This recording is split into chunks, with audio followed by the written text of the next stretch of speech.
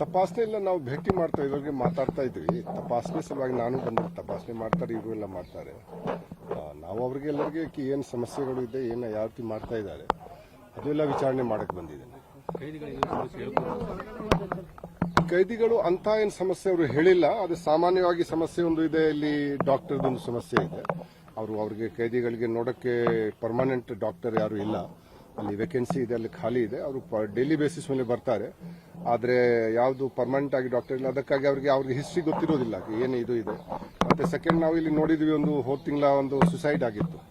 ಒಬ್ಬ ಶ್ರೀಧರ ಈಶ್ವರಪ್ಪ ಪೂಜಾರಿ ಅವ್ರು ಸುಸೈಡ್ ಮಾಡ್ಕೊಂಡಿದ್ರು. ಸೊ ಈ ರೀತಿ ಇಲ್ಲಿ ಕಾರಾಗೃಹಗಳಲ್ಲಿ ಕೈದಿಗಳಿಗೆ ಒಂದು ಮಾನಸಿಕ ಒತ್ತಡ, ಮಾನಸಿಕ ಖಿನ್ನತೆ ಇದು ಬಹಳ ಜಾಸ್ತಿ ಇರುತ್ತೆ. ಸೊ ಆ ನಿಟ್ಟಿನಲ್ಲಿ ಕೂಡ ನಾವು ಪ್ರಯತ್ನವನ್ನು ನಾವು ಮಾಡಬೇಕು, ಅದು ನಾವು ನೋಡ್ತಾ ಇದ್ದೀವಿ. ಮೂರನೇದಕ್ಕೆ ಇಲ್ಲಿ ನೋಡಿ ಬಹಳಷ್ಟು ಜನ ಇಲ್ಲಿ 10th ಮಾಡಿಕೊಂಡು 11th ಮಾಡಿಕೊಂಡು ಫೇಲ್ ಆಗಿ ಎಲ್ಲ ಇರ್ತಾರೆ. ಸೊ ನಾವು ಈಗ ಇಲ್ಲಿ ಇಷ್ಟು ಜನ ಎಲ್ಲ ಇರ್ತಾರೆ, ಅವ್ರಿಗೆ ಒಂದು ವಿದ್ಯಾಭ್ಯಾಸ ಮಾಡೋಕ್ಕೆ ಕರ್ನಾಟಕ ಸ್ಟೇಟ್ ಓಪನ್ ಯೂನಿವರ್ಸಿಟಿ ಅವ್ರ ಜೊತೆಗೆ ಕೈ ಜೋಡಿಸ್ಬಿಟ್ಟು, ಆನಂತರ national institute of open school ಯಾರು ಬಹಳ 5ನೇ ಕ್ಲಾಸ್ ಅಂತ ಓದೇ ಇಲ್ಲ, ಅವರು 5 ವರ್ಷದಿಂದ ಎಲ್ಲ ಕಾರಾಗೃಹದಲ್ಲಿದ್ದಾರೆ. ಸೊ ಅಟ್ಲೀಸ್ಟ್ ಈ ಕಾಲ ಏನಿದೆ ಸ್ವಲ್ಪ ಸದುಪಯೋಗ ಅವ್ರಿಗೆ ಆಗಲಿ, ಸ್ವಲ್ಪ ನಾಳೆ ಅವರು ಸ್ವಲ್ಪ ಅವ್ರಿಗೆ ಬುದ್ಧಿ ಆಗಲಿ, ಮತ್ತೆ ಕೆಲವು ಒಳ್ಳೆ ಯೋಚನೆಗಳು ಬರಲಿ ಅವರಿಗೆ. ಸೊ ಆ ನಿಟ್ಟಿನಲ್ಲಿ ನಾವು ನಮ್ಮ ಎಲ್ಲ ಕಾರಾಗೃಹಗಳೀಗ ನಾವು ಅವರಿಗೆ ಒಂದು ಇವರ ಜೊತೆಗೆ ಇದು ಮಾಡಿಕೊಂಡು, ಕೆಲವು ಜನಕ್ಕೆ PUC, ಕೆಲವು ಜನಕ್ಕೆ SSLC, ಕೆಲವು ಜನ ಯಾರು ಓದೇ ಇಲ್ಲ ಅವ್ರಿಗೆ 1ನೇ ತರಗತಿಯಿಂದ ಅವ್ರಿಗೆ ಓದಿಸೋದು, ಅದು ಕೂಡ ನಾವು ವ್ಯವಸ್ಥೆ ಮಾಡ್ತೀವಿ.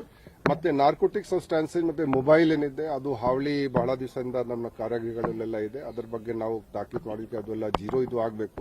ಇನ್ನೂ ನಮ್ಗೆ ಅನಿಸಿಕೆ ಸ್ವಲ್ಪ ಪ್ರಮಾಣದಲ್ಲಿ ಇನ್ನೂ ಇರಬೇಕು, ಈ ಕದ್ದು ಮುಚ್ಕೊಂಡು ಕೆಲವು ಕಡೆ ಇರಬೇಕು. ಸೊ ಈಗ ನಾವು ನಾರ್ಕೋಟಿಕ್ ಸಬ್ಸ್ಟಾನ್ಸಸ್ ಸಲುವಾಗಿ ಈಗ ನಾವು ಯಾರು ಈಗ ಕಾರಾಗೃಹಕ್ಕೆ ಅಡ್ಮಿಷನ್ ಸಲುವಾಗಿ ಬರ್ತಾರೆ ಹೊಸ ಕೈದಿಗಳು, ಅವ್ರದ್ದು ನಾವು ಡಾಕ್ಟರ್ ಕಡೆಯಿಂದ ಅವ್ರಿಗೆ ಟೆಸ್ಟ್ ಮಾಡಿಸ್ತೀವಿ. ಅವ್ರಿಗೆ ಏನಾದ್ರು ಸೇವನೆ ಮಾಡ್ತಾ ಇದ್ರು, ಏನು ಮಾಡ್ತಾ ಇದ್ರು ಅದನ್ನು ನಾವು ಮಾಡ್ತೀವಿ. ಮತ್ತೆ ಜೈಲು ಒಳಗಡೆ ಇದ್ದಾಗ ಕೂಡ ಈಗ ನಾವು ಕಿಟ್ ನಾವು ತರಿಸ್ತೀವಿ. ಕಿಟ್ ತರಿಸ್ಕೊಂಡು ಎಲ್ಲರದ್ದು ಒಂದು ರ್ಯಾಂಡಮ್ ಆಗಿ ಸುಮ್ಮನೆ ಯಾರ ಮೇಲೆ ಒಂದು ಗುಮಾನಿ ಬರುತ್ತೆ, ಯಾರ ಮೇಲೆ ಒಂದು ಸಂಶಯ ಬರುತ್ತೆ, ಅವ್ರದ್ದು ನಾವು ಟೆಸ್ಟ್ ಮಾಡ್ತೀವಿ. ಮತ್ತೆ ಹೋಗುವಾಗ ಕೂಡ ಅದು ಟೆಸ್ಟ್ ಮಾಡ್ತೀವಿ. ಏನಾದರೂ ಇಲ್ಲಿ ಇದ್ದಾಗ ಏನಾದರೂ ಕನ್ಸ್ಯೂಮ್ ಮಾಡಿದರೆ, ಅದು ಆಗಿದ್ರೆ ಅವ್ರ ಮೇಲೆ ಒಂದು ಅಪರಾಧಿಕ ಪ್ರಕರಣ ಆಗುತ್ತೆ.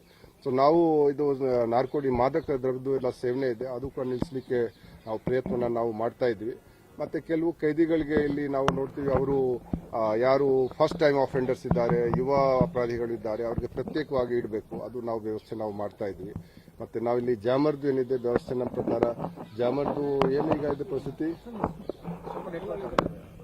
ಸೊ ಅದು ಎಲ್ಲ ಇದೆ. ಸೊ ನಾವು ಅದು TCL ಅವ್ರಿಗೆ ಆ ಸಮಸ್ಯೆ ಎಲ್ಲ ಕಡೆದು ಇನ್ನೂ ಪೂರ್ತಿ ಪರಿಹಾರ ಆಗಿಲ್ಲ. ನಾವು ಅದ್ರ ಬಗ್ಗೆ ಬಹಳ ಪ್ರಯತ್ನ ನಾವು ಮಾಡ್ತಾನೆ ಇದ್ವಿ. ನಿನ್ನೆ ಕೂಡ ಬೆಳಗಾಂನಲ್ಲಿ ಕೂಡ ಅದೇ ಸಮಸ್ಯೆ ಇತ್ತು. ಇಲ್ಲಿ ಕೂಡ ನಾವು ಹೇಳ್ತಾ ಇದ್ವಿ ಆ ಜಾಮರ್ ಬಗ್ಗೆ ಅವ್ರಿಗೆ ಸಮಸ್ಯೆ ಆಗಬಾರ್ದು. ಸೊ ನಾವಿಲ್ಲ ಇದು ನಾವು ನೋಡೋಣ. ಸೊ ನಾವು ಕೆಲವು ಪ್ರಯತ್ನಗಳು ನಾವು ಮಾಡ್ತಾ ಇದ್ದೀವಿ. ಸ್ವಲ್ಪ ಮಟ್ಟಿಗೆ ಈಗ ನಮಗೆ ಅದು ಸಕ್ಸಸ್ ಆಗ್ತಾ ಇದೆ, ಆದರೆ ನಾವು ಬಹಳ ಕೆಲಸ ಇನ್ನು ಮಾಡಬೇಕಾಗತ್ತೆ. ಬಹಳ ಕೆಲಸ ಈಗ ನಾವು ಮಾಡೋದು ಇದೆ. 5 ಕಿಲೋಮೀಟರ್ ನಮಗೆ ಗೊತ್ತಿಲ್ಲ, ಆದರೆ ಡೆಫಿನೆಟ್ಲಿ ಸ್ವಲ್ಪ ಮಟ್ಟಿಗೆ ಸಮಸ್ಯೆ ಆಗತ್ತೆ. ಯಾಕಂದ್ರೆ ಇದು ಎಲ್ಲ ಕಾರಾಗೃಹಗಳು ಏನಿದೆ ಈಗ ಊರ್ ನಡುವೆ ಆಗ್ಬಿಟ್ಟಿದೆ. ಯಾವಾಗ ಸ್ಥಾಪನೆ ಆಗಿತ್ತು ಆ ಟೈಮ್ಗೆ ಊರು ಹೊರಗಡೆ ಇತ್ತು. ಈಗ ಬೆಳೆದ ಎಲ್ಲ ಕಡೆ ಬೆಳೆದು ಬಿಟ್ಟಿದೆ ಇದು ನಗರಗಳು. ಈ ಬೆಳಗಾವಿಯಲ್ಲಿ ಕೂಡ ಅಷ್ಟೇ ಇದೆ, ಇಲ್ಲಿ ಕೂಡ ಅಷ್ಟೇ ಇದೆ, ಬಳ್ಳಾರಿ ಕೂಡ ಅಷ್ಟೇ ಇದೆ, ಕಲಬುರಗಿ ಕೂಡ ಅಷ್ಟೇ ಇದೆ. ಎಲ್ಲ ನಗರವೆಲ್ಲ ಸುತ್ತಮುತ್ತಲ ಮನೆಗಳು ಬಂದ್ಬಿಟ್ಟಿದೆ. ಈಗ ನಾವು ಪರಿಶೀಲನೆ ಮಾಡಬೇಕು, ಅವ್ರಿಗೆ ಏನು ತೊಂದರೆ ಆಗ್ತಾ ಇದೆ ಅದು ಕಡಿಮೆ ಮಾಡೋಕ್ಕೆ ನಾವು ಪ್ರಯತ್ನ ಮಾಡ್ತೀವಿ. ಆದರೆ ಇಲ್ಲಿ ಅವ್ರಿಗೆ ಸಿಗಬಾರ್ದು, ಅದು ಕೂಡ ನಾವು ನೋಡಬೇಕಾಗತ್ತೆ. ಸೊ ಅದು 2 ಪಕ್ಷ ನಾವು ನೋಡಿಕೊಂಡು ನಾವು ಕ್ರಮ ತಗೊಳ್ತೀವಿ. ಅಗ್ರಿಕಲ್ಚರ್ ಮಾಡ್ತಾರೆ ಸರ್, ಆಮೇಲೆ ಒಳಗಡೆ ದನ ಇದಾವೆ ಸರ್, ಹಾಲನ್ನ ಉತ್ಪಾದನೆ ಆದಂತ ಹಾಲನ್ನ ಏನ್ ಮಾಡ್ತಾರೆ ಸರ್?